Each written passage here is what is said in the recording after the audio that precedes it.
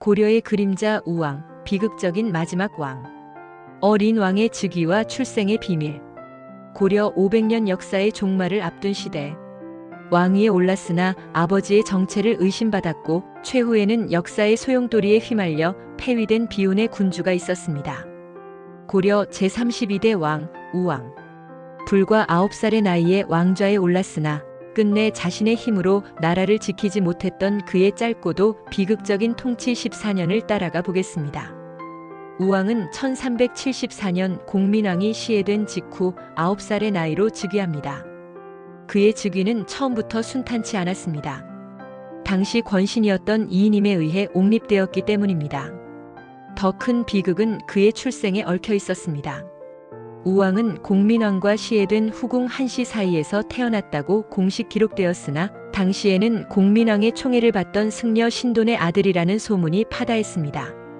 이 의혹은 우왕의 평생을 따라다니며 왕권의 정통성을 뒤흔드는 치명적인 약점이 되었습니다. 어린 왕은 즉위 초기부터 이인임을 비롯한 권문세족의 꼭두각시 신세였습니다. 최영의 등장과 권문세족 축출. 우왕의 재위 기간은 고려의 국운이 급격히 쇠퇴하던 시기였습니다. 외구의 침입이 극심해지면서 백성들의 삶은 피폐해졌고 정치는 부패로 얼룩졌습니다.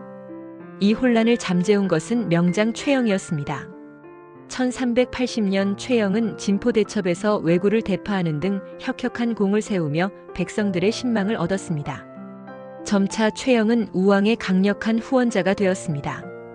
1388년 최영은 우왕을 설득하여 권문세족의 중심이었던 이인임 세력을 숙청하는 데 성공합니다. 이로써 우왕은 잠시나마 친정을 기대할 수 있게 되었고 최영을 중심으로 이성계를 비롯한 신흥 무인 세력과 손잡고 개혁을 추진하는 듯 했습니다. 요동정벌과 위화도 회군.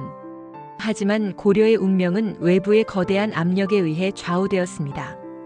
당시 중국 대륙에서는 명나라가 세력을 확장하고 있었고 명나라는 철령 이북의 고려 땅을 자신들의 영토라 주장하며 철령이 설치를 통보했습니다. 노장 최영은 이를 국토를 침범하는 행위로 간주하고 강경책인 요동정벌을 우왕에게 강력히 주장했습니다. 우왕은 이 거사를 결심하고 최영을 팔도 도통사로 삼아 총지휘를 맡깁니다. 요동정벌의 선봉에는 이성계가 섰습니다. 그러나 이성계는 소국이 대국을 치는 것은 옳지 않다. 장마철에 군사를 일으킬 수 없다는 사불가론을 내세우며 반대했습니다. 결국 압록강 하류의 위화도에 도착한 이성계는 역사적인 결단을 내립니다. 그것이 바로 위화도 회군이었습니다.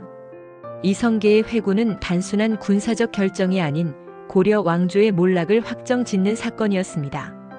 폐위와 비극적인 최후. 회군한 이성계 군대는 개경을 장악했고 요동정벌을 주장했던 최영은 체포되어 참수당했습니다. 최영과 이성계는 고려 말 왜구 격퇴 등 군사적으로 협력하며 공을 세운 동료 무장이었습니다. 최영이 권문세족 이인임 세력을 숙청할 때 이성계의 군사력을 활용하는 등 한때는 개혁을 함께 추진했던 핵심 세력이었습니다. 그러나 명나라의 철령이 설치 통보 이후 이들의 관계는 완전히 파탄났습니다. 최영은 명을 치자는 요동정벌 강경책을 주장한 반면 이성계는 사불가론 반대를 내세웠습니다. 결국 이성계가 위화도 회군을 단행하면서 최영을 제거하고 정권을 장악하게 됩니다. 최영은 1388년 이성계의 회군으로 체포되어 참수당할 때 다음과 같은 유명한 말을 남겼습니다. 만약 내게 죄가 있다면 무덤 위에 풀이 날 것이고 죄가 없다면 풀이 나지 않을 것이다. 실제로 그의 무덤에는 오랫동안 풀이 자라지 않았다고 하여 백성들은 그의 충절을 기렸으며 이를 최영 장군의 무덤이라 불렀습니다.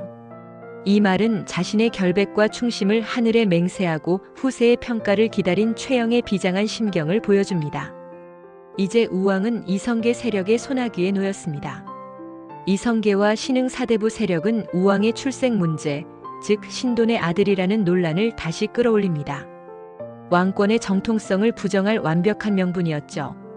1388년 우왕은 왕의 자리에서 폐위되어 강화도로 유배를 떠납니다. 폐위된 우왕은 이후에도 복위 시도의 위험 인물로 간주되었습니다. 1389년 공양왕이 즉위하자 우왕은 결국 이성계 세력에 의해 처형당합니다. 그의 나이 고작 24살이었습니다. 우왕은 역사상 가장 큰 비극을 짊어진 왕이었습니다. 가짜 왕이라는 주홍글씨 아래 왕권을 농단하려는 권신과 끊임없는 외침 속에서 나라를 통치해야 했습니다.